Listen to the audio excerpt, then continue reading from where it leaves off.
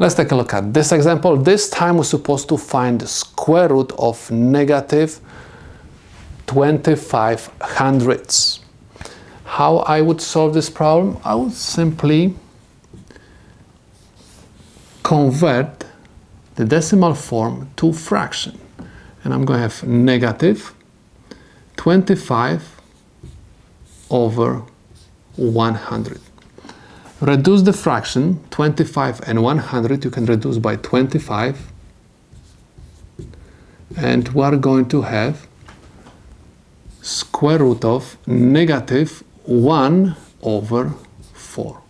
You're supposed to use the properties of radicals and simply write this as negative 1 times 1/4 equals square root of negative 1 times square root of 1/4 is equal. Square root of negative 1 is equal j. That's why I'm going to write this is equal j, and I have square root of 1 over square root of 4, which is equal j 1 over 2. And this is the solution to my problem. Let's take a look at this example.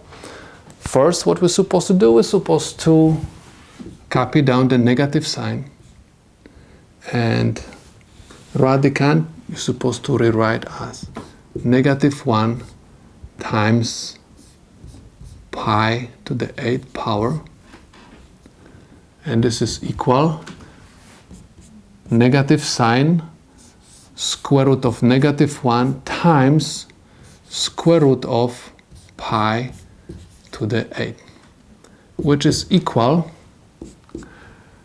instead of square root of negative 1, I'm going to write j minus j times square root of pi to the 8th is equal pi to 4. And I'm going to have simply product minus j pi to 4. And this is the solution to my problem.